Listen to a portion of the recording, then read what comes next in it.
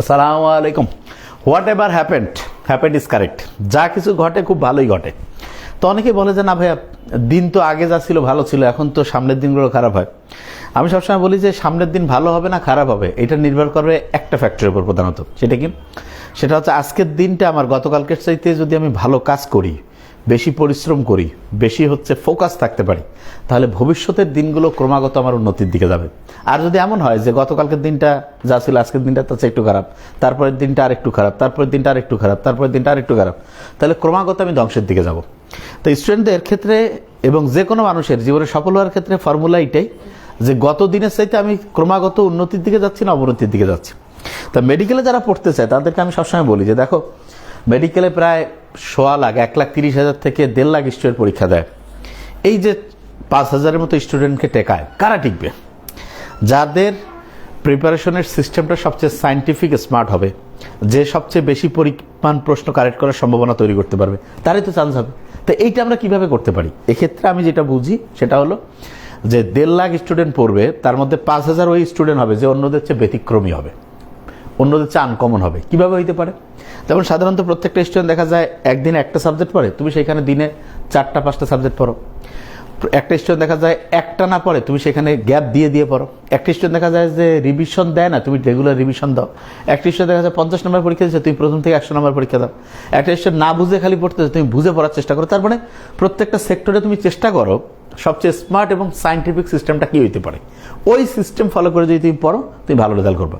এই যে দেশগুলো সারা পৃথিবীতে সবচেয়ে উন্নত হয়েছে, এই দেশগুলো কিসের উপর ভিত্তি করে হইলো? সায়েন্স, টেকনোলজি, এগুলোর উপরে।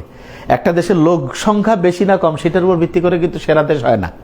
সেরা দেশ হয় ওই দেশের সায়েন্স, টেকনোলজি, এইগুলোতে ওই দেশটা কতটা উন্নত। এই যে এখন পৃথিবীতে চীন সবচেয়ে সেরা জায়গায় যাচ্ছে, কিসের উপর ভিত্তি করে যাচ্ছে?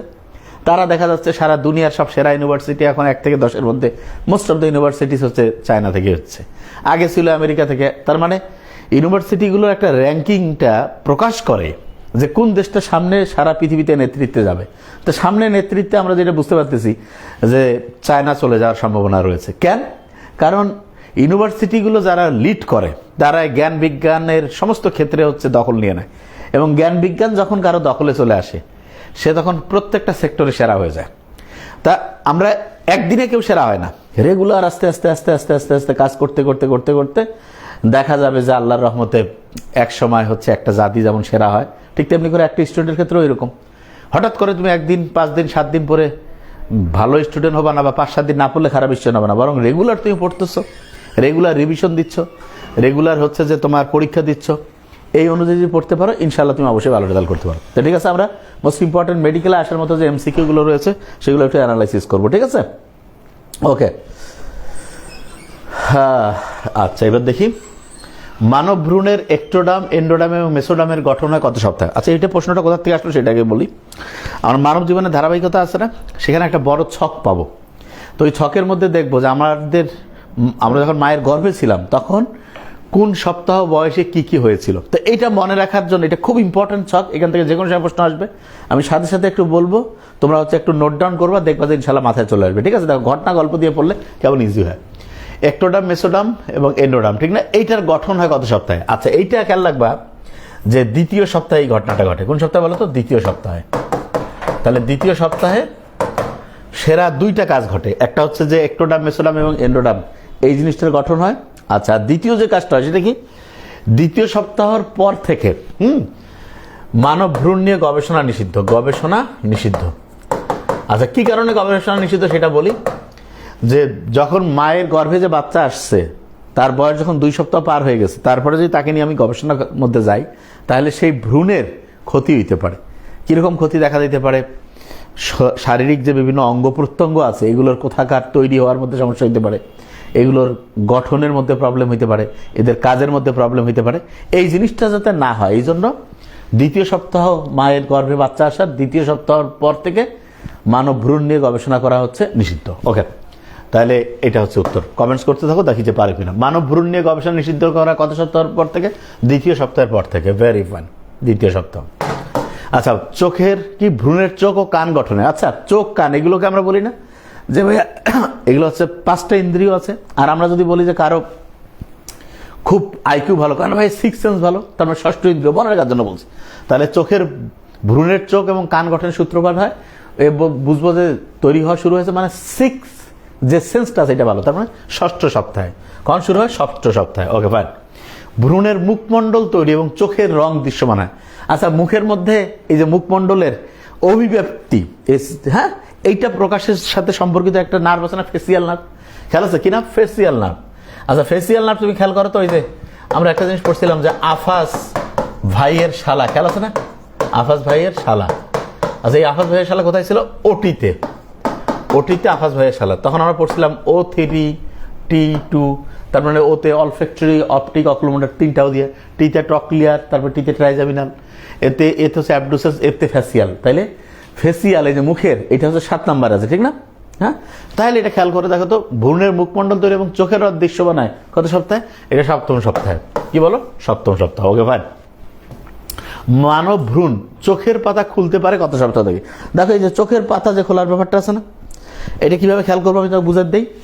দেখো, চোখের পাতা খুলতে পারে, এটার সাথে খেয়াল রাখবা সারফেক্টেন্ট ক্ষরণের ঠিক পরের সপ্তাহ।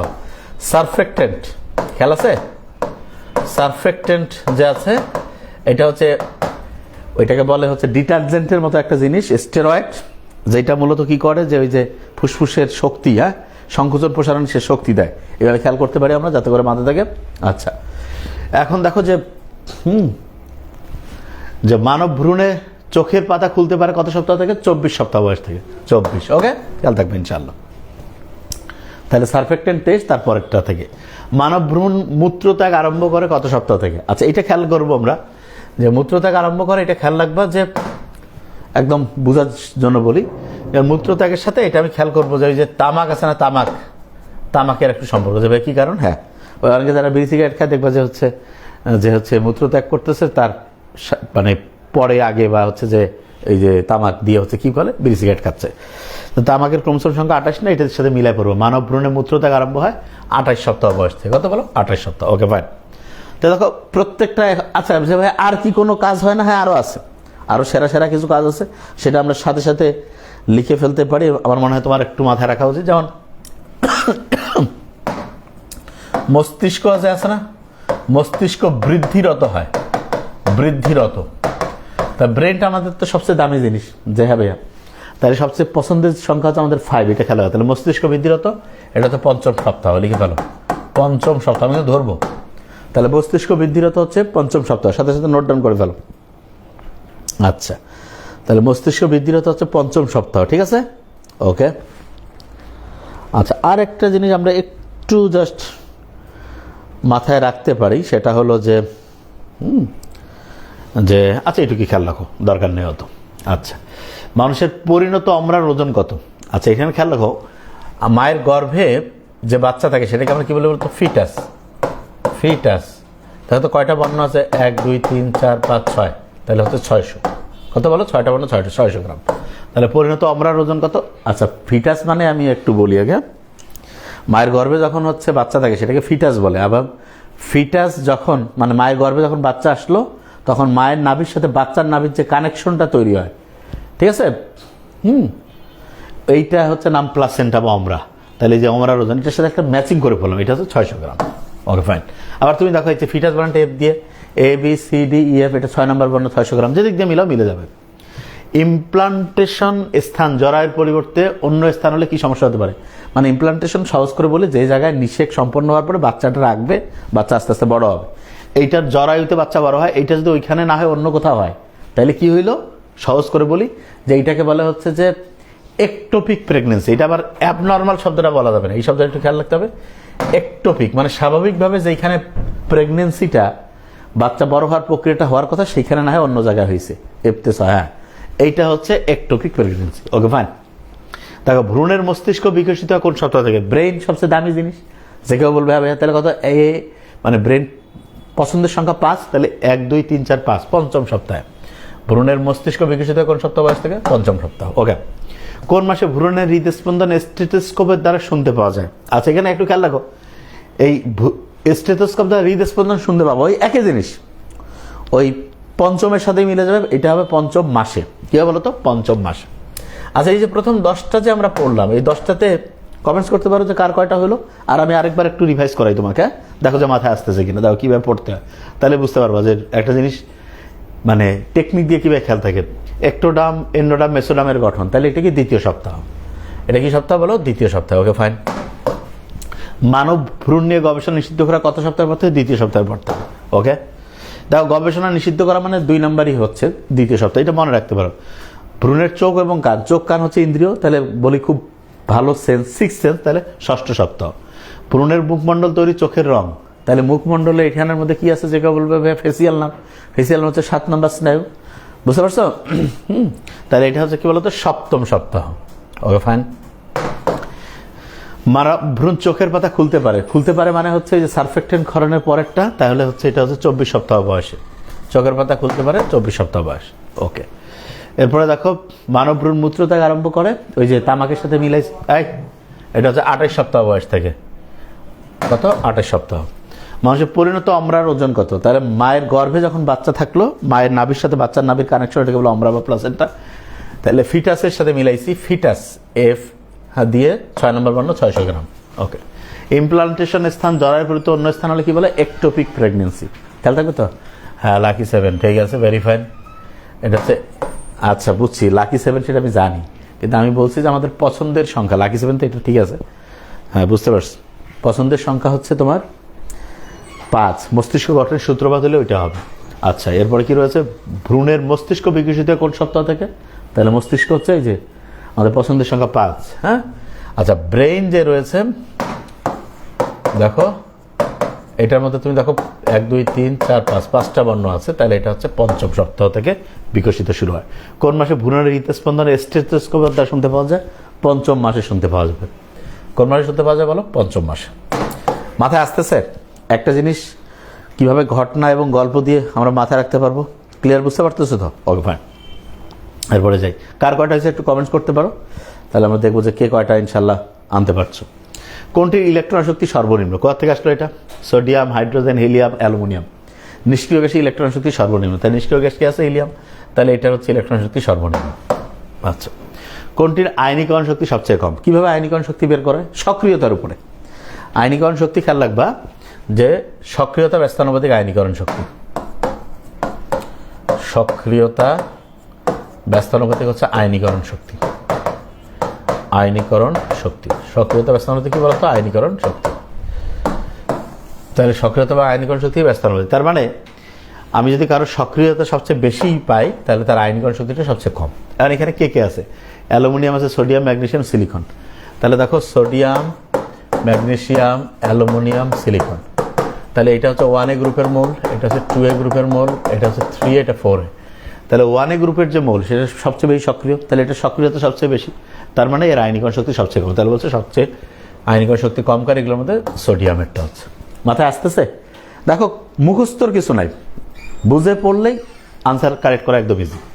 কোনটির গলনাঙ্ক স্ফুটনাঙ্ক সর্বোচ্চ? এটা কীভাবে করবা? দেখো খুব সহজ বুদ্ধি আছে, তোমাকে যেটা বের করতে হবে একই জিনিস, সক্রিয়তা ব্যস্তানুপাতিক, তুমি খেয়াল করো বন্ধন শক্তি। তার মানে এটা কি? যে সক্রিয়তা যদি কারো সবচেয়ে কম হয় তাহলে তার বন্ধন শক্তিটা বেশি হবে।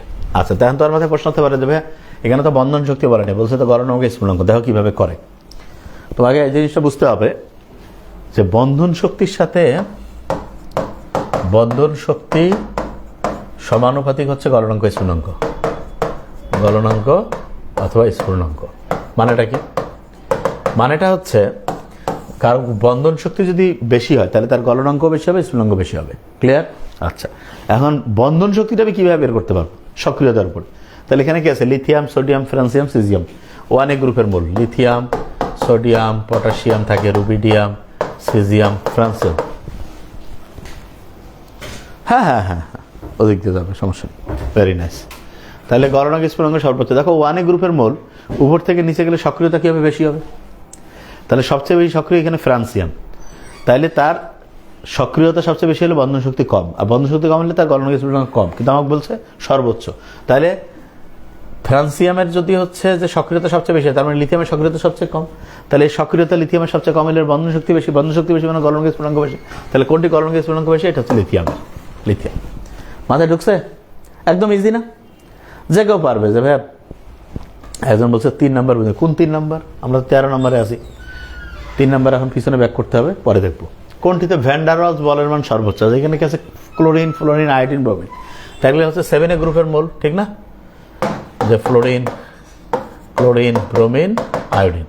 তো সবসময় খেয়াল রাখবো ভ্যান ডার ওয়ালস বলের মানটা এইটা হচ্ছে আকারের সমানুপাতিক। তার মানে আকার যত বড় তার ভ্যান ডার ওয়ালস বলটা তত বেশি। তা আমরা জানি একই গ্রুপ উপর থেকে নিচে গেলে কি আকার বড়, তার মানে আয়োডিনের হচ্ছে ভ্যান ডার ওয়ালস বলের মান সর্বোচ্চ। এবং একটা ইন্টারেস্টিং জিনিস বলি, ভ্যান ডার ওয়ালস বলের মান যখন বেশি হয় তখন এটা কঠিন হয়, যখন একটু তার চেয়ে কম হয় তরল, আরও যখন কম হয়, এই দুইটা হচ্ছে গ্যাসীয়। তাহলে যখন পড়বা একটু একটার সাথে একটা মিলায় পড়বা, যে কীভাবে পড়লে আমার এই তথ্যটা মাথায় রাখা আমার জন্য ইজি হবে, সেই অনুযায়ী পড়ার চেষ্টা করবো। দেখবা যে একদম ইজি, কোনো কঠিন কিচ্ছু হবে না ইনশাল্লাহ। ওকে, আচ্ছা। এরপর দেখো নিচের কোন আয়নিক যৌগটিতে সবচেয়ে বেশি পোলারায়ন ঘটে? এটা কোথা থেকে আসলো? এটা ফাজানের নীতি থেকে আসছে।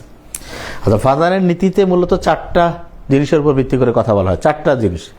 সেই 4টা জিনিস কি? 4টা জিনিস হচ্ছে যে ক্যাটায়ন কোনটা সবচেয়ে ছোট, অ্যানায়ন কোনটা সবচেয়ে বড়, চার্জের সংখ্যা কোনটাতে সবচেয়ে বেশি, এবং ডি এবং এফ অরবিটালের উপস্থিতি আছে কিনা। এই 4টা জিনিসের উপর ভিত্তি করে আমরা যেটা বলি সেটা হচ্ছে যে পোলারায়ন সবচেয়ে বেশি হয়। হ্যাঁ, সালাউদ্দিন সর্দার, ও দেখলে আমার 26-এর ব্যাচের ইয়া হয়। তোমাদের এই যে আগামীকাল রবিবার, কালকে তোমাদের হচ্ছে ইয়া হবে বায়োলজির, দেখবা যে ভিডিও আপলোড হবে 26-এর ব্যাচের সাজানোর ভিডিও। নিচের কোন আয়নিক যৌগটিতে সবচেয়ে বেশি পোলারায়ন ঘটে? তাহলে এইখানে আমরা যদি দেখি সবচেয়ে বেশি মানে ক্যাটায়ন সবচেয়ে ছোট কে কে আছে? লিথিয়াম আছে, সোডিয়াম, এখানে নিচে বেরিলিয়াম, ম্যাগনেসিয়াম। তবে চার্জের সংখ্যা বেশি আছে বেরিলিয়াম এবং এইটা, এই দুইটার মধ্যে উত্তর হবে। কেন? কারণ চার্জের সংখ্যা যেটার বেশি থাকবে সেটাতে পোলারায়ন বেশি ঘটবে। তো এইটাতে 2 আছে, এইটাতে 2। এখন এগুলোর মধ্যে ক্যাটায়ন হিসাবে আকারে যেটা ছোট, তা আমরা জানি বেরিলিয়ামটা আকারে ক্যাটায়ন হিসাবে ম্যাগনেসিয়ামের চেয়ে ছোট। তার মানে বেরিলিয়াম ক্লোরাইডে সবচেয়ে বেশি পোলারায়ন ঘটবে। আচ্ছা, এই যে দেখি এই প্রশ্নটা কারা কারা উত্তর দিয়েছে। 15 নাম্বার, দেখি 15, মোটামুটি হ্যাঁ যারা দিয়েছে সব ঠিকই দিয়েছে, ভেরি নাইস। তার মানে এইটাতে বেশি পোলারায়ন ঘটছে, তার মানে এটা বেশি সমযোজী বৈশিষ্ট্য দেখা যাবে। এটা গলনাঙ্ক কম, স্ফুটনাঙ্ক কম, পানিতে দ্রবণীয়তা কম, গলিবাদ্য বা দ্রবিত অবস্থায় তড়িৎ পরিবহন ক্ষমতা কম। বুঝতে পারছো? তাহলে এইভাবে জিনিসগুলো পড়তে হয়। এই ফাজানের নীতি থেকে কিন্তু প্রশ্ন থাকবেই থাকবে, একদম সুন্দর করে মাথায় আনার চেষ্টা করবো যাতে ভুল না হয়। ওকে, আচ্ছা। এরপর আমরা চলে যাই, দেখি নিচের কোন যৌগটি অধিক সমযোজী। আচ্ছা, এরকম ফাজানের নীতি। তাহলে তুমি সহজ করে আমি তোমাকে বলি 4টা কথা তো, ক্যাটায়ন, অ্যানায়ন, চার্জের সংখ্যা, ডি এবং এফ অরবিটালের উপস্থিতি। তুমি প্রথম চেষ্টা করবা যে চার্জের সংখ্যাটা দেখে বোঝা যায়। ক্যাটায়ন অ্যানায়নটা একটু হিসাব করতে হয় না, চার্জের সংখ্যাটা দেখে যে আচ্ছা কোথায় চার্জের সংখ্যা বেশি, এখানে অ্যালুমিনিয়াম ক্লোরাইড ফেক করে চার্জের সংখ্যা 3 এখন এই দুইটার মধ্যে তুমি দেখো আয়রনে কিন্তু হচ্ছে ডি অরবিটাল রয়েছে, এটা কি রয়েছে? D orbital. অ্যালুমিনিয়ামে তো ডি অরবিটাল নেই, তাহলে ফেরিক ক্লোরাইড এইটা হচ্ছে বেশি পরিমাণ সমযোজী। কেন? কারণ এখানে পোলারায়ন বেশি হবে। তোমাদের পরীক্ষা হিউজ হয়েছে, পরীক্ষা না, তোমাদের আমরা ওই অধ্যায়ে যে সাজায় দেওয়ার যে ব্যাপারটা সেটা আমি করবো ইনশাল্লাহ। ঠিক আছে, আমি এই জিনিসটা যেটা, কারণ আমার এটা মাথায় আছে যে আমি তোমাদের ওইটা আগে সাজানোর যে প্রক্রিয়াটা সেটা, পরীক্ষা আমরা হিউজ নিয়েছি এবং বেশি করে পরীক্ষা নিয়েছি, বুঝতে পারছো? কিন্তু আমি তোমাদের আগেই এটা ইনশাল্লাহ একদম সুন্দর করে, আমরা আশা আছে আমাদের, আল্লাহ যদি আমাদের সহায় অবশ্যই হবে ইনশাল্লাহ, যে এটা হচ্ছে যে 1 তারিখ না মার্চের, ভেরি নাইস। ইনশাল্লাহ মার্চের 19-20 তারিখের মধ্যে আমরা আশা করি যে সবগুলো অধ্যায় আমরা সাজায় ফেলতে পারবো ইনশাল্লাহ। বাস ওইখান থেকে সুন্দর করে ইয়া করে ফেলবা। আর পড়াটা আমরা কতটা সাইন্টিফিক পড়াইছি, 26-এর ব্যাচে তো পরীক্ষা জুন মাসের 25 বা 27 ডেট হয়নি, কিন্তু আমরা জানি পরীক্ষার হলে বুঝতে পারবা যে কোন পড়াটা কতটা ইফেক্টিভ ছিল। যেগুলো আমরা পড়াইছি এগুলো থেকে আসবে। দেখো বিভিন্ন মানে স্টুডেন্টরা যে না বুঝে যে জিনিসটা করে, একটা অধ্যায় যখন পড়ে মনে করে কি আর সব পড়ে ফেলবো। ভাইয়া তোমার যখন তুমি একটা সাবজেক্টে পরীক্ষা দিও, একটা গোটাল বইয়ের সব সিকিউ, এমসিকিউ, জ্ঞানমূলক, অনুধাবন, উচ্চতর সব এগুলো মাথায় রাখতে গেলে তাহলে চিন্তা করো যে পড়ার স্টাইলটা কি। প্রচুর পরীক্ষার মধ্যে থাকতে হবে, প্রচুর রিভিশন দিতে হবে, প্র্যাকটিসটা করতে হবে, এবং যেখান থেকে প্রশ্ন আসবে। হ্যাঁ, সাদিকুন নাবিলা বলতে চাইছে এইচএসসি নিয়ে টেনশন হওয়াটার ব্যাপার হচ্ছে পড়ার সিস্টেমের মধ্যে তোমাদের ভুল আছে। পড়ার সিস্টেম ঠিক থাকলে টেনশন হওয়ার কথা না। আচ্ছা, তাহলে যেটা জিনিস বলছিলাম কনজুগেটিভ অধিক সমযোজী, ভয়ের কিছু নাই। আগে দেখো কীভাবে পড়তেছি। তাহলে এটা ফেরিক ক্লোরাইড অধিক সমযোজী। আচ্ছা, কোন দুটি মৌল শিখা পরীক্ষা বর্ণ দেয় না? বেঈমান। বেরিলিয়াম এবং ম্যাগনেসিয়াম এরা হচ্ছে শিখা পরীক্ষা কোনো বর্ণ দেয় না। বেঈমান, বেরিলিয়াম, ম্যাগনেসিয়াম। ওকে। কোনটির বিয়োজন তাপমাত্রা সবচেয়ে কম? দেখো তো, এটা ফাদারের নীতি থেকে হবে। 18 নম্বরটা উত্তর করতে পারো নাকি? একজন বলছে স্যার পিন পয়েন্ট ডিরোর আর রাইট ফর্মের answer class then sir. Second time medical pin point ডিরোর আর রাইট ফর্ম অফ ভার্বের এটা ক্লাসটা এখনও আসার টাইম আছে, এই জন্য দেয়নি এখনও। তো হয়তো এখনও মানে হচ্ছে যে ওই ক্লাস রুটিন অনুযায়ী আসেই নাই, ঠিক আছে। ফিজিক্সে এমসিকিউ কম দেওয়া হয়েছে, ঠিক আছে। আমি চেষ্টা করবো যে আরও প্রত্যেকটা অধ্যায়ের যে একদম রিসেন্ট এমসিকিউগুলোর আছে ব্যাখ্যা, সেটা সহ দিয়ে দিতে ইনশাল্লাহ। দেখো একটা জিনিস হচ্ছে যে তোমার মাথায় যেটা নিতে হবে, একটু জিনিসটা একটু ক্লিয়ার করে দিই।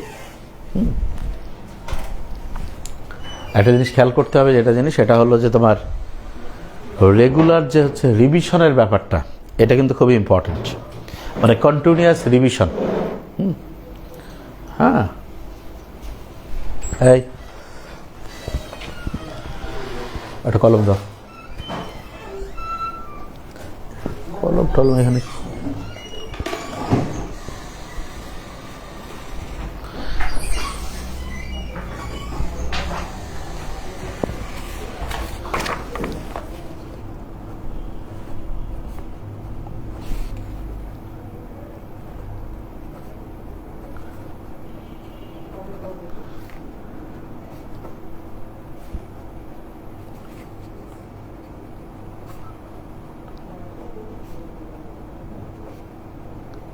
আগের যেগুলো আছে নিয়ে যাবে, বুঝতে পারছো? হ্যাঁ, ওগুলো যাতে আবার গরম করে না দেয়, বুঝাইতে পারছি? যাও। আচ্ছা, তাহলে যেটা বলছিলাম কোনটির বিয়োজন তাপমাত্রা ক্লিয়ার বুঝাইতে পারছি কি? হ্যাঁ, তাহলে কোনটির বিয়োজন তাপমাত্রা সবচেয়ে কম? আচ্ছা, এটা কীভাবে করবো আমরা? যেই কেউ, আচ্ছা আমি এখন বলি, sodium carbonate, magnesium carbonate, potassium carbonate, barium carbonate.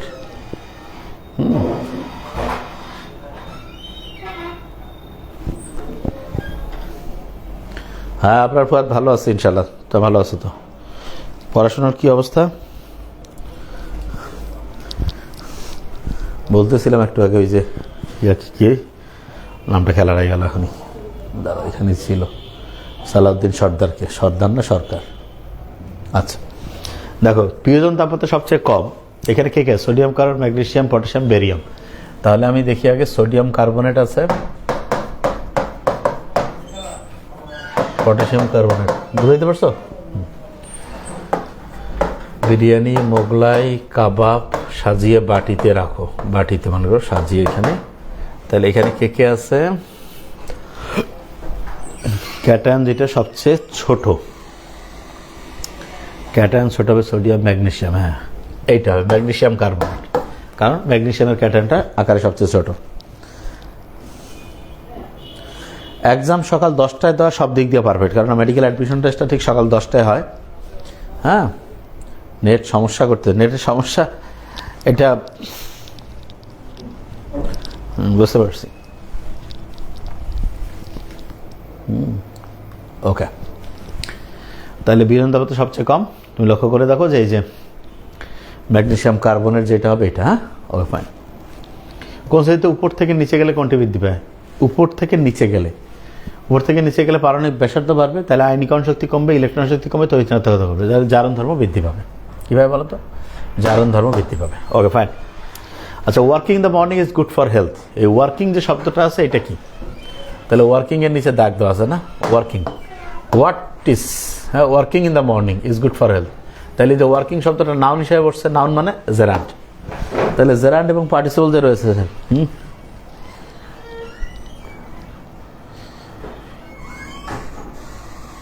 হ্যাঁ ইনশাল্লাহ আগামীকাল থেকে, আগামীকালকে তোমাদের থেকে ইনশাল্লাহ আপলোড হবে। আমি একটু আগে এই যে বলছিলাম আপনার ফুয়াদ ইনশাল্লাহ। এবং আল্লাহ চাইলে আমরা 19 তারিখ পর্যন্ত, হ্যাঁ 20 তারিখের আগে তো আরও ঈদ হবে না, 19 তারিখ পর্যন্ত আমাদের টার্গেট যে ইনশাল্লাহ ঈদের আগেই একদম গোটাল জিনিসটা আমরা সাজায় ফেলবো ইনশাল্লাহ। বাকিটা আল্লাহ ভরসা। এটা সাজায় কমপ্লিট করে দিয়ে তারপরে আমরা অন্য ওই কোর্স নতুন আসবে, তার আগে আসবে না। কারণ একাডেমিক তোমাদের ওইটা মানে এটা আমরা টার্গেটে রাখছি, ওই জিনিসটাকে সাজানো কমপ্লিট করে তারপরে, বুঝতে পারছো? ইনশাআল্লাহ আশা করি, বাকিটা আল্লাহ ভরসা, টার্গেট নিয়েছি ইনশাআল্লাহ। তাহলে 20 নম্বরটা বুঝতে পারছো তো? ওকে। এরপরে যেটা রয়েছে, reading is an excellent habit. তাহলে what is an excellent habit? Reading. তাহলে হোয়াট দ্বারা প্রশ্ন করে উত্তর পাইলাম, এবং ওইটা ওই সময় হচ্ছে না, তাহলে জেরান্ট, নাউনের কাজ করছে জেরান্ট। হ্যাঁ, swimming is a good exercise. Swimming, what is a good exercise? Swimming. তাহলে হোয়াট দ্বারা প্রশ্ন করে উত্তর পাইলে এটা নাউনের কাজ করে, এটা gerund. He found parking is difficult. What is difficult? Parking. তাহলে হোয়াট দ্বারা প্রশ্ন করে উত্তর পাইলাম, তাহলে পার্কিংটা এটা হচ্ছে নাউনের কাজ করছে, এটা হচ্ছে gerund. It has stop raining. What has stop raining? তাহলে হোয়াট দ্বারা প্রশ্ন করে যদি আমি উত্তর পেয়ে যাই, তাহলে সেটা হচ্ছে নাউন, এবং নাউনটা হচ্ছে কি? জেরান্ডের সাথে সম্পর্কিত, ঠিক না? নাউন আর জেরান্ড তো বুঝতে পারছো। আচ্ছা, he started teaching Hamlet. He started, দেখো এটা অনেক স্টুডেন্টই ভুল করবে, এই জন্য আমি জাস্ট বুঝাই দিই, তাহলে মাথায় আসবে। দেখো এই টিচিং শব্দটা যে আছে না, টিচিং শব্দটা আইটি ইট দ্বারা চেঞ্জ হয়, হি স্টার্টেড ইট। তাহলে কোনোটা দেখো, জেরান্ড তো অনেক বুদ্ধি আছে, তার মধ্যে একটা হচ্ছে যে জেরান্ডটা হচ্ছে হোয়াট দ্বারা প্রশ্ন করে যদি উত্তর পাই, তাহলে সেটা জেরান্ড। যদি আইটি ইট দ্বারা মিলায় যে যদি হচ্ছে বাক্যের অর্থ সামঞ্জস্যপূর্ণ থাকে, জেরান্ড। হ্যাঁ, ওই সময় কাজটা চলতেছে না, তাইলেও জেরান্ড। ওই সময় কাজটি চলছে না, কাজটি হচ্ছে না বা চলছে না, তাহলে সেটা কি? জেরান্ড। তাও সামারিতে তো এগুলো আমরা আরও ভালো করে বলছি, এখানে জাস্ট বুঝাই দিলাম। টিচিং হ্যামলেট এটা হচ্ছে gerund. Okay. Do enjoy teaching. Do enjoy it. যে কেউ বলবে যে হ্যাঁ ভাইয়া ডু এনজয় ইট, তাহলে এই যে ইট দ্বারা এটা মিলে যাচ্ছে, তাহলে এই টিচিংটা হচ্ছে এখানে হচ্ছে জেরান্ড, নাউনের কাজ। Do enjoy it. He avoided making the same mistake. He avoided, he avoided making the same mistake. লক্ষ্য করো তো, হি অ্যাভয়েডেড ইট মানে হি অ্যাভয়েডেড আছে না, মেকিং দ্য সেম মিস্টেক, এটা হোয়াট মানে এটা তোমাকে কীভাবে বুঝালে তুমি আরও ভালো বুঝবে। দেখো, he avoided making the same mistakes again. What মানে এটা আসলে এটা দুইভাবে খেয়াল করা যায়। দেখো, এটা হচ্ছে একটা এই যে ট্রানজেটিভ ভার্ব আছে না, অ্যাভয়েডেড, হ্যাঁ, এরপরে হচ্ছে যে এই জিনিসটা আসতেছে, তাহলে এটা হচ্ছে একটা নাউনের মতো কাজ করছে। এই কারণে এটা হচ্ছে তোমার কী হবে বলো দেখি, জেরান্ডের মতো কাজ করছে। ওকে, হ্যাঁ, ফাইনাইট ভার্ব প্লাস জেরান্ড, হ্যাঁ এটা আরও ভালো, ভেরি নাইস, এটা বলতে হচ্ছে। ঠিক আছে, ফাইনাইট ভার্ব, হ্যাঁ ঠিক আছে। Making the same mistake. I have no objection to walking.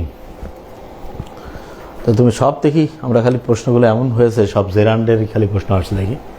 I have no objection to walking, to what, তাহলে হোয়াট দ্বারা প্রশ্ন করে উত্তর পাচ্ছি আমরা, এটা হচ্ছে নাউনের কাজ করে জেরান্ড। তাহলে বুঝতে পারছো তো জেরান্ডের ব্যাপারটা কি, যেটা নাউনের কাজ করে। নাউনের কাজ চেনার বুদ্ধিটা কি, যেটা হোয়াট দ্বারা প্রশ্ন করলে উত্তর হবে, আইটির দ্বারা মিলবে, যেটা ওই সময় হচ্ছে না, হ্যাঁ এই জিনিসটা হচ্ছে জেরান্ড। আর পার্টিসিপল হচ্ছে যেটা চলবে, হ্যাঁ চলমান আছে এরকম জিনিস। আচ্ছা, এবার দেখো প্রজাতন্ত্রের রাষ্ট্রভাষা বাংলা, এটা সংবিধানের কত নম্বর অনুচ্ছেদে আছে? আচ্ছা দেখো তো, বাংলা বানানটা কয়টা বর্ণ আছে? যেখানে বললো 3টা বর্ণ আছে, তাহলে অনুচ্ছেদ 3। টেকনিক দিয়ে সব পড়া যায়, যেগুলো পরীক্ষা শিখাই দিই। দেখি সংবিধানের কোন অনুচ্ছেদে রিট আবেদন করা যায়, তাহলে রিট আবেদন করা যাবে 102 নম্বর অনুচ্ছেদ। যে 2 নম্বরই হয়েছে তোমার সাথে, এই জন্য তুমি রিট করলো, মানে তোমার হচ্ছে কোনো অধিকার নষ্ট হয়েছে। হ্যাঁ, তখন মিস্টেক করতেছে না, ভেরি ফাইন বাবা। কি এটা রে, রুবিনা আক্তার, ও আচ্ছা মেডিকেল, ঠিক আছে, ভেরি ফাইন। বাংলাদেশের সংবিধান কোন অনুচ্ছেদে নাগরিক ও সরকারি কর্মচারী কর্তব্যের কথা বলা হয়েছে? নাগরিক এবং সরকারি কর্মচারীদের কর্তব্যের কথা 21-2 অনুচ্ছেদ 21। মানে সংবিধান অনুযায়ী টেকনোক্র্যাট মন্ত্রী নিয়োগ দেওয়া যায় সর্বোচ্চ 10%, সর্বোচ্চ নিয়োগ দেওয়া কত পার্সেন্ট? জিনে ধরা রুগী হচ্ছে জেরান্ডর বাপ, ঠিকই বলছে, ভেরি ফাইন। নিয়োগ দেওয়া যায় সর্বোচ্চ, বুঝে গেছো না, ভেরি নাইস। রাষ্ট্রের সকল ক্ষমতার মালিক, আচ্ছা এই যে যেমন খলিলুর রহমান বাংলাদেশে, উনি কিন্তু কোথা থেকে এমপি হয়নি, তাহলে উনি মন্ত্রী হলো কেমন? টেকনোক্র্যাট মন্ত্রী, ঠিক আছে, ওকে। সংবিধান অনুযায়ী টেকনোক্র্যাট মন্ত্রী নিয়োগ দেওয়া যায় সর্বোচ্চ কত পার্সেন্ট? 10%। রাষ্ট্রের সকল ক্ষমতার মালিক জনগণ। বাংলাদেশ সংবিধানের কোন অনুচ্ছেদে সকল ক্ষমতা 7-এর ক অনুচ্ছেদ 7-এর 1? ওকে। সংবিধানের কোন অনুচ্ছেদ চলাফেরা সাথে? আচ্ছা দেখো, চলাফেরা মানে কি জানো? কোনো জ্যাম নাই, মনে রাখার জন্য। তা ক্রিকেট খেলা যদি তুমি একটা ছক্কা মারো, তাহলে উপর দিয়ে চলে গেলে তো বাংলাদেশ যে মাটিতে খালি জ্যাম না, রাস্তাঘাট ইত্যাদি ইত্যাদি আরও বেশি। তাহলে ছক্কা মারলে উপর দিয়ে চলে গেল, কোনো জ্যাম নাই। তাহলে এক ওভারে ক্রিকেটে 6টা বল না, 6টায় ছক্কা মারছে, 36। তাহলে চলাফেরার স্বাধীনতা, তার মানে সব 6টায় ছক্কা হয়ে গেছে, 36 নম্বর অনুচ্ছেদ, 36টা। বাংলাদেশ সংবিধান কোন হচ্ছে নারী পুরুষের সমতা নিশ্চিত হয়েছে। আমি সবসময় করি জানো, নারী এবং পুরুষের দুইটা যোগ করে যোগফল 10 দিতে হবে। যে এটা কোন ফর্মুলা? এটা একটা ফর্মুলা আমার আছে। তাহলে 2 আর 8 মিলে 10 হয় না? তাহলে 28-এর, এবং নারী পুরুষ তো দুইটা জিনিস, 28-এর 2। আচ্ছা, এখানে একটা জিনিস বলে রাখি, যদি হয় যে নারী তারপরে হচ্ছে শিশু, নারী অথবা শিশু অথবা পিছিয়ে পড়া জনগোষ্ঠীর জন্য, পিছিয়ে পড়া জনগোষ্ঠীর জন্য, জনগোষ্ঠীর জন্য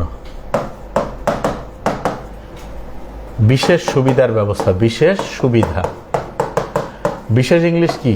স্পেশাল না, আর সুবিধা ফ্যাসিলিটি। এই ফ্যাসিলিটি বানানটা এফ দিয়ে না, এফ দিয়ে 4 হয়, যা হবে 4। তাইলে হবে আবার তখন 28-এর 4। বুঝো না আমি কি বলছি?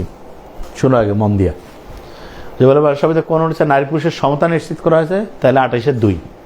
আর যে বলে নারী শিশু পিছিয়ে পড়া জনগোষ্ঠী জন্য বিশেষ সুবিধা সংবিধানের কোন অনুচ্ছেদে, তাহলে খেয়াল বলছে বিশেষ যখনই বলবে স্পেশাল সুবিধা মানে ফ্যাসিলিটি, এফ দিয়ে 4, তাহলে 28-এর 4, 28-এর। আর নারী পুরুষের সমতা হলে 28-এর 2।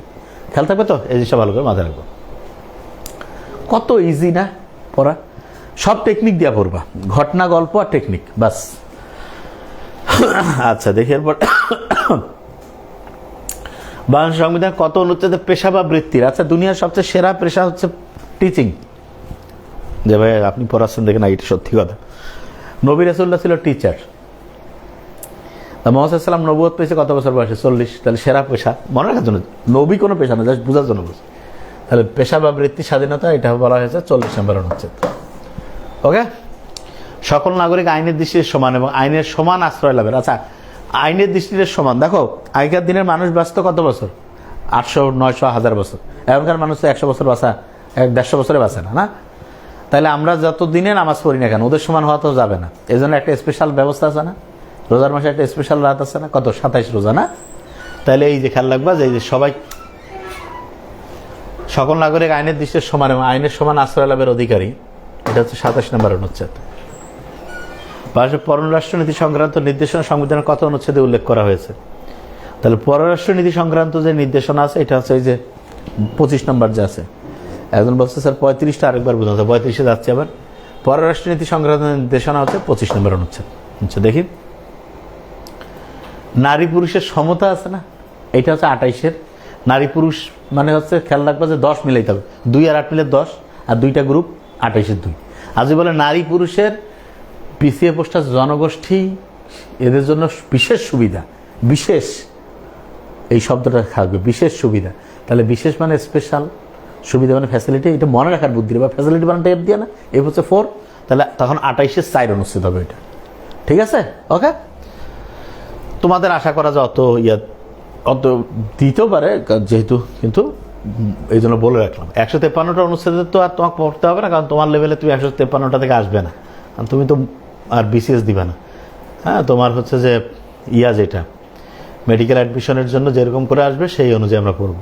আচ্ছা, তাহলে আমরা প্রথম থেকে যা পড়ছিলাম এখন একটু দেখি তো, রিভাইজ করি তো, দেখি কে কয়টা বলতে পারতেছো, দেখি কার কেমন খেয়াল আছে। হ্যাঁ, আর আমি সবসময় বলি যে কোনো পরাজয় ঘটনা গল্প দিয়ে আমরা পড়ি, খেয়াল থাকবে আমাদের।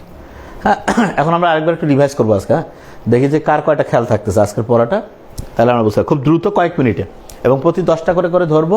তো কমেন্টস করবা, দেখবো যে কে কয়টা হইলো। মানবভ্রূণে এক্টোডার্ম, এন্ডোডার্ম, মেসোডার্মের গঠন শুরু হয়েছে। তা আমরা জানি এটা দ্বিতীয় সপ্তাহে, ঠিক না? দেখো যে কীভাবে রিভিশন দিলে দেখো তো পড়ার লং টার্মে রিজার্ভ হয়। মানব ভ্রূণ নিয়ে গবেষণা নিষিদ্ধ করা হয়েছে কত সপ্তাহের পর? দ্বিতীয় সপ্তাহ। মানে 2 নম্বরের জিনিস হবে গবেষণাতে, এই জন্য দ্বিতীয় সপ্তাহের পরে নিষিদ্ধ হয়েছে। ভ্রূণের চোখ ও কান গঠন, চোখ কান, এটা হচ্ছে আমরা বলি না 6 সেন্স, ভালো 6ষ্ঠ ইন্দ্রিয়, 5ম জায়গায় 6ষ্ঠ, তাহলে এটা 6ষ্ঠ সপ্তাহ। ভ্রূণের মুখমণ্ডল তৈরি, চোখের রং দৃশ্যমান, তাহলে মুখের মধ্যে ফ্যাসিয়াল নার্ভ 7 নম্বর, তাহলে এটা হচ্ছে 7ম সপ্তাহ। সপ্তম। মানব ভ্রূণ চোখের পাতা খুলতে পারে, চোখের পাতা খুলে হচ্ছে সারফেক্টেন্ট ঘর, এটা হচ্ছে 24 সপ্তাহ। চোখের পাতা খুলতে পারে 24 সপ্তাহ। এরপরে যেটা মানব ভ্রূণ মূত্রত্যাগ আরম্ভ করে, এটা হচ্ছে তামাকের সাথে 28 সপ্তাহ। 28 হচ্ছে তামাকের ক্রমোসোম নাম্বার। মানুষের পরিণত অমরা হচ্ছে তোমার মায়ের গর্ভে যখন বাচ্চাটা থাকে সেটা কি বলে, ফিটাস। এবং মায়ের গর্ভে বাচ্চাটার সাথে, বাচ্চার নাভির সাথে মায়ের নাভির যে কানেকশন সেটাকে বলে প্লাসেন্টা। তা ওইখানে ফিটাস দিয়ে মনে রাখছি 6টা বর্ণ, এফ হচ্ছে 6 নম্বর বর্ণ, যেদিক দিয়ে মিলো 600 গ্রাম। ইমপ্লান্টেশন স্থান জরায়ের পরিবর্তে অন্য স্থানে হলে কি হয়, একটোপিক প্রেগনেন্সি। আবার এটা অ্যাবনর্মাল বলিও না, একটোপিক। ভ্রূণের মস্তিষ্ক বিকশিত হয়, ব্রেন খুব ভালো পছন্দের, 5টা বর্ণ আছে ব্রেন, 5ম সপ্তাহ। ব্রেন মানে ইংরেজিতে 5টা। কোন মাসে ভ্রূণের স্টেটোস্কোপের দ্বারা শুনতে পাওয়া যায়, এটা হচ্ছে 5ম মাসে শুনতে পাওয়া যায়। তাহলে দেখো যে জিনিসগুলো পড়ছি, জেরান্ড নাউনের কাজ করে, পার্টিসিপল অ্যাডজেক্টিভের, হ্যাঁ ওইটা। তারপরে বিভিন্ন অনুচ্ছেদগুলো যে পড়ছি, অনুচ্ছেদগুলো দেখি তো তোমাদের খেয়াল আছে কিনা, শেষের দিকে আরেকবার যাইতে দেখি অনুচ্ছেদগুলো মাথায় আছে কিনা। কত অনুচ্ছেদগুলো পড়লাম, অনুচ্ছেদ ছিল এই যে পদের রাষ্ট্রভাষা বাংলা, বলো দেখি। বাংলা বানানোর 3টা বর্ণ দিয়ে আছে, কত নাম্বার অনুচ্ছেদ, কার কেমন মাথায় আছে? যা পড়বা কন্টিনিউয়াস রিভিশন, না এটা একদম রিভিশনের মধ্যে থাকলে 1 নাম্বার স্টুডেন্ট হইতে পারবা, তা না হলে 1 নাম্বার স্টুডেন্ট নিতে পারবা না, এটা মাথায় রাখবা। তাহলে রাষ্ট্রভাষা বাংলা, হ্যাঁ কত অনুচ্ছেদ, 3। সংবিধানের কোন অনুচ্ছেদ রিড করা যায়, মানে রিড কখন করে, যখন তোমার কোনো অধিকার খর্ব হয়েছে, মনে হচ্ছে যে না আমাকে ঠকাইছে, আমি বিচার পাইনি, মানে আমার যারা সাথে ইনজাস্টিস, তখন রিড করে 102। নাগরিক ও সরকারি কর্মচারীদের কর্তব্যের কথা 21-2, 21 অনুচ্ছেদ। সংবিধান অনুযায়ী টেকনোক্র্যাট মন্ত্রী কত % নিয়োগ দেওয়া যায়, 10%, ঠিক না? টেকনোক্র্যাট মন্ত্রী নিয়োগ দেওয়া যায় সর্বোচ্চ 10%। রাষ্ট্রের সকল ক্ষমতার মালিক জনগণ, এটা হচ্ছে অনুচ্ছেদ 7-এর কথা গেল, ঠিক আছে, 7-এর 1। চলাফেরা স্বাধীনতা, তাহলে 6 ছক্কা 36, ঠিক না? 36 মানে হচ্ছে তোমার 36 হচ্ছে চলাফেরা স্বাধীনতা। নারী পুরুষের সমতা, তাহলে 2-8 মিলে 10, আর 2টা গ্রুপ 28-2, আর বিশেষ সুবিধা থাকলে 28-4। পেশা বা বৃত্তি, ওই যে টিচিং, নবী রাসূল মুহাম্মদ সাল্লাল্লাহু আলাইহি ওয়াসাল্লাম 40 নবুয়ত পেয়েছে, তাহলে 40। ওকে। সকল নাগরিক আইনের দৃষ্টিতে সমান এবং আইনের সমান আশ্রয় লাভের অধিকারী, তাহলে এটা যে কেউ জানি যে আইনের দৃষ্টিতে সমান এবং আইনের সমান, তার মানে ওই যে 27 রোজা, তাহলে এটা 27, আইনের সমান আশ্রয় লাভের অধিকারী। পররাষ্ট্রনীতি সংক্রান্ত নির্দেশনা অনুচ্ছেদ 25। তাহলে এই অনুযায়ী আমরা পড়বো ইনশাআল্লাহ। তা আমাদের কিন্তু হচ্ছে যে এই যে যারা এইচএসসি 26-এর সুপার কমান্ডো মেডিকেল, হ্যাঁ, যাদের হচ্ছে যে একেবারে পরীক্ষার পর থেকে হচ্ছে যে ব্যাচটা, সেইটার কিন্তু হচ্ছে যে ওই প্রি মেডিকেল কিন্তু পুরো উপহার হিসাবে আছে। তাদের হচ্ছে এমসিকিউ অ্যানালাইসিস একটা ক্লাস হয়েছে কেবল, গত দিনে তো এটা হয়েছে। তো ওদের আরও 3টার মতো এমসিকিউ অ্যানালাইসিস ক্লাস হবে। এরপরে হচ্ছে যে একদম চ্যাপ্টার ভিত্তিক যে ক্লাস সেটা শুরু হবে। এবং ফ্রাইডে মেডিকেল প্রোগ্রাম যারা, তাদেরও হচ্ছে 1-2টা এমসিকিউ অ্যানালাইসিস ক্লাস শুরু হয়েছে। মেডিকেলে যাদের পড়ার টার্গেট, যত আগের থেকে তুমি শুরু করবা তোমার চান্স পাওয়ার সম্ভাবনা। হ্যাঁ স্যার, কেমিস্ট্রি স্যার 2-1টা টাইপের স্যার সিকিউ অ্যানালাইসিস দেওয়া হয় না। আচ্ছা ঠিক আছে, রিয়াদ জানাইও, এটা আমরা ইনশাল্লাহ বানানো শুরু হচ্ছে, তো কালকে থেকে আবার আপলোড হবে, পেয়ে যাবা। তা ঠিক আছে, তাহলে থ্যাংক ইউ সো মাচ, আসসালামু আলাইকুম।